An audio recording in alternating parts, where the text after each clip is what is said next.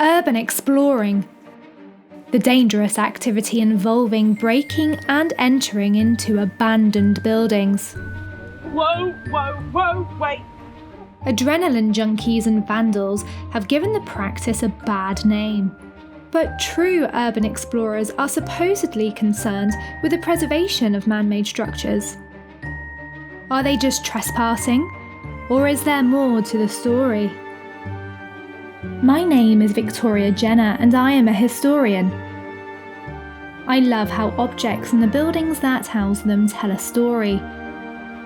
My research leads me to grand private palaces, beautifully looked after. But what about those buildings not cared for? That roof's just fallen straight down.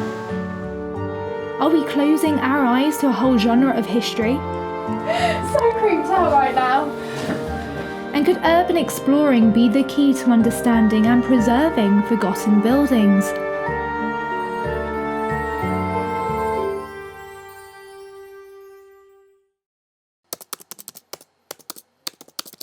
A quick look on the web uncovers a treasure trove of urban exploring material. I need a guide to take me into this notoriously secretive world, and I think I found one. With almost 5,000 YouTube subscribers, Lou makes videos about the locations he explores, delving into their history with his own research. He's agreed for me to tag along with his Urbex team on their next trip. So I've come to Eastbourne, an unlikely hub for such an illicit activity.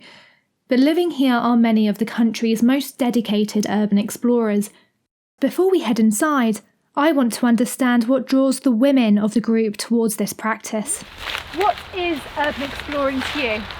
Well, for me, urban exploring is just understanding like the different types of architecture and being able to research like the history and being able to see it and see how it is now after all these years it's been abandoned.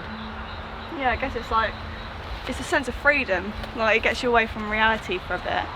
And also I just love watching how nature takes its course after a certain amount of years on a building. The team have brought me to an abandoned watermill, which was used to grind flour in the 20th century. Since the 1960s, it has stood alone and derelict, and it is the perfect candidate for my first attempt at urban exploring. Oh wow, so this is it. So how do we get in? Got to do a bit of climbing. Oh god. So yeah, Okay. there'll be a route up there somewhere. No door. Okay. So is there anything I should be worried about? In all these places there's certainly a bit of a risk, like the floors are a bit dodgy, but just got to be aware of your surroundings when you go in these places, and if you're not comfortable with that, then you just don't do it, because it's not worth the risk, if you know what I mean. And some places are more dangerous than others, so you just got to have your wits about you and make sure you're stepping in the right places. Okay, so this is the wall. This is the wall we've got to climb, okay? Let's have a go. Teamwork is imperative, especially when placing one foot wrong could lead to serious injury. Whoa, wait. But one by one, each member of the crew safely makes it up. Then it's my turn.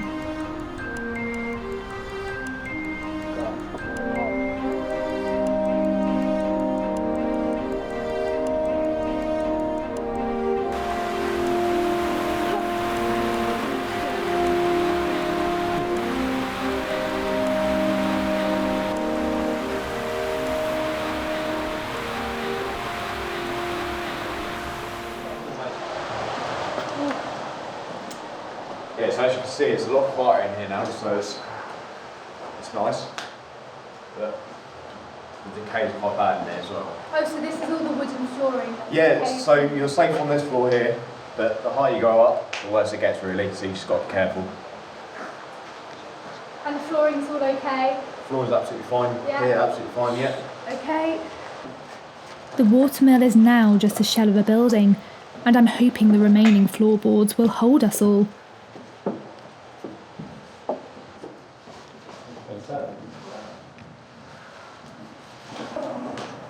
So what's over here? So So there's quite a nice little view in here. As you can see. So do you know much about what this actually was? Not at all, to be honest with you. It's just a cool bit of history and which I'm yet to research. Yeah. Unfortunately, the decay has taken its characteristics sort of away, and you can't really tell what was what out here. This is absolutely beautiful in here. This decaying building shows the demise of the grain milling industry, but I'm concerned that Seb doesn't know much about its history. I wonder if the crew really appreciate the story behind the building, or if they're just here for a few photos. Either way, as we leave the mill, I can see just why they find urban exploring so exciting. But not everyone agrees that urban exploring is safe or even ethical, and I've come to London to talk to Robin Daly, a member of the London History Society, to find out why.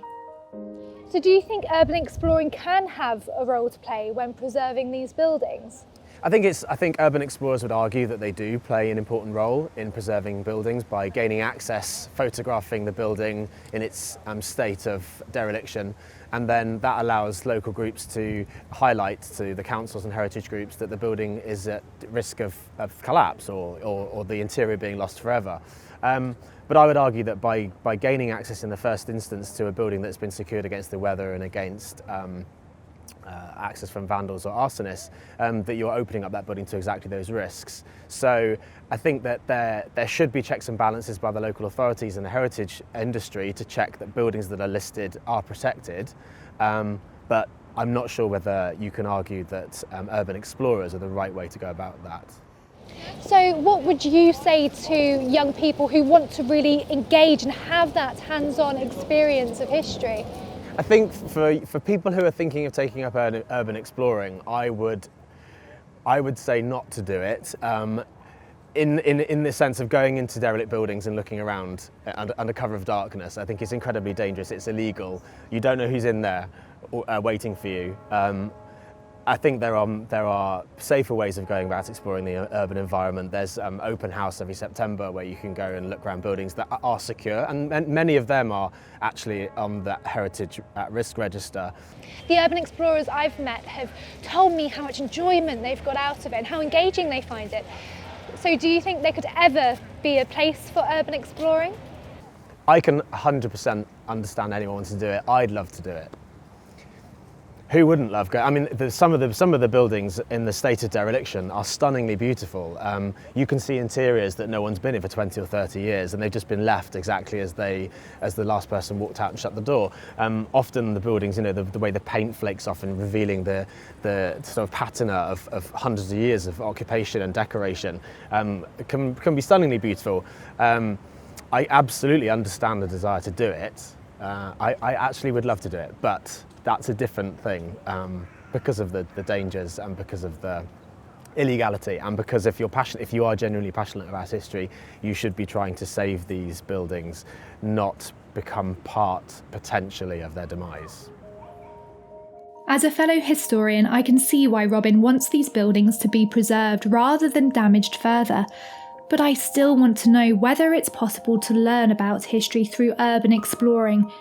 And the answer may lie at the University of Exeter, with researcher and my former lecturer, Dr. Joe Ezra.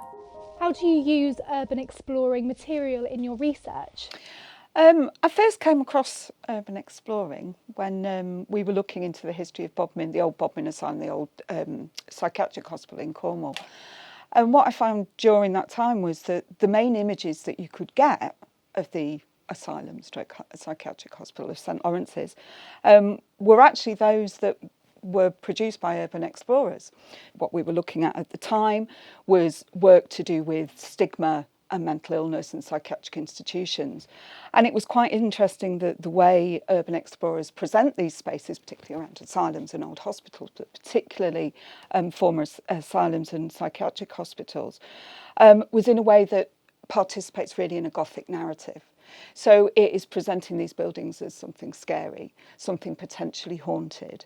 We still see the kind of the traces of that now in people maybe being reluctant to access psychiatric services, and certainly the stigma attached to being an inpatient within psychiatric institutions, and how that contributes to that narrative.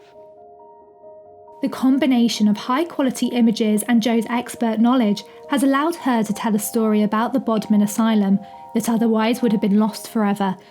It's a perfect example of how urban explorers can play a part in preserving history.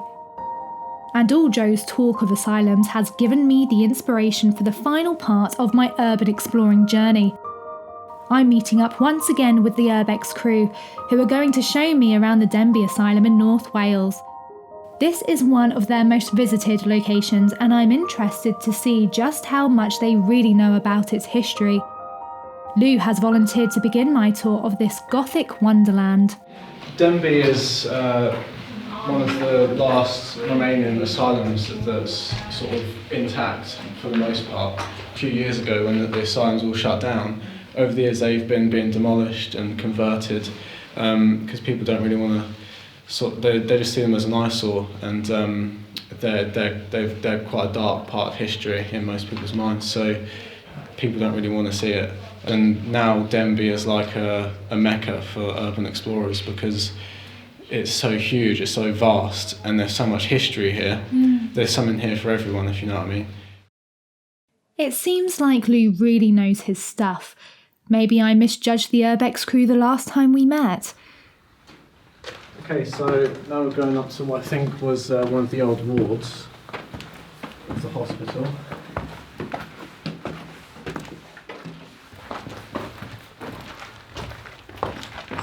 Oh wow, that is incredible.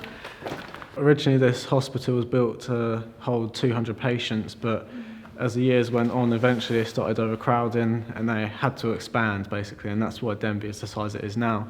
And this is an example of what I think is one of the wards, and I just imagine there were beds laying against the walls, loads of patients. But yeah, eventually it could hold up to 1,500 patients.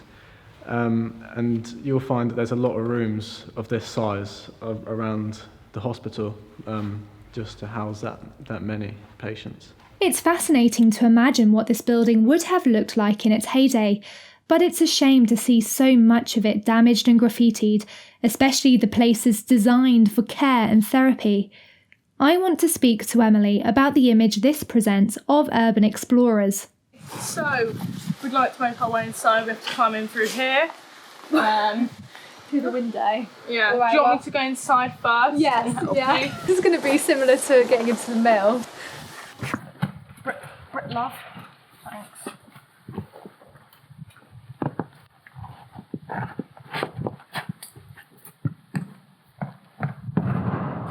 Okay. But getting through the window isn't as easy as Emily makes it look.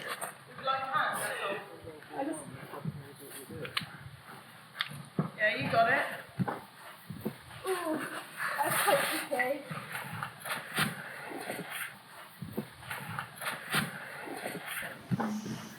But wouldn't you say people who come in here and do this vandalism, would they call themselves urban explorers? No. If you do vandalism, you're a vandal. You might enjoy going around a building, which they probably do, because you wouldn't go inside a place like this just to, seek out graffiti. They do probably get some type of adrenaline out of it, but it's the total wrong form of adrenaline. Like, they're defacing something, and that's criminal damage. And do you call yourself a historian of architecture, or you enjoy architecture? I won't call myself a historian. I just take pleasure in looking at different style buildings. I mean, especially I was talking about the brickwork of it. I've only ever seen that up north in my grandma's village. It's so expensive, and there isn't enough want for buildings in that type of style. It's all very sky-rise, glass flats and stuff. So it's nice to see how they did build the majority of buildings at the time this was constructed. I can tell Emily really does value the historical architecture of Denbigh, but even she admits she is no historian. But while this Urbex crew may respect the sites they visit, It's clear from the graffiti inside the church that not everyone who comes to Denbigh shares their concern for the buildings. On a sunny day, the asylum can feel very peaceful, but Seb is fascinated by the darker side to its history, and I'm keen to find out more. Okay, so in the Urbex community, you'll probably see quite a few famous shots of this staircase just because it's so unique. An interesting feature of this place is this cage here. And literally, once it's been pulled off now, but that would have sat just on there like that. And that is because when they were moving the patients, some of them like to jump or try and kill themselves by getting over, and this cage would have stopped them getting over the railing. Oh God, Yeah. that's so sinister. It's been painted quite nicely. There's quite a bit of detail on the steps as well, which you don't really find in modern day architecture. Oh, what, here?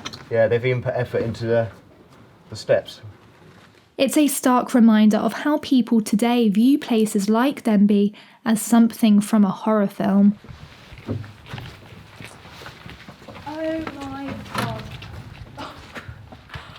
It looks like more like a dungeon or a jail in comparison to a place of therapy. Yeah, well, it looks like something out of you'd see in Alcatraz or a prison. Yeah. But this is actually 3 floors of the rooms where the patients would have been.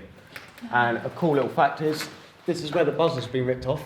So someone would have been with the controller, I would imagine, and they'd buzz them in and out, and the doors would all open. But what is nice about this part of the asylum is they've actually preserved, well, trying to preserve the building by putting this brand new modern roof on top of it, just to keep the rain out. So that's one good measure. The only modern element of this old. Yeah, old and new together. And Seb tells me there's even more, as he shows me a concealed route underground. Oh my God. What were you just shouting at? Oh, I don't know. Please put a light on. so creeped out right now. What? It doesn't feel like a storage area, more so a dungeon. I completely get it. The urban explorers I've met are fearless in their pursuit of history. But their methods are flawed. What they do feels more like dark tourism than real historical investigation. But paired with the right experts, perhaps they could really help historians understand these lost and forgotten buildings.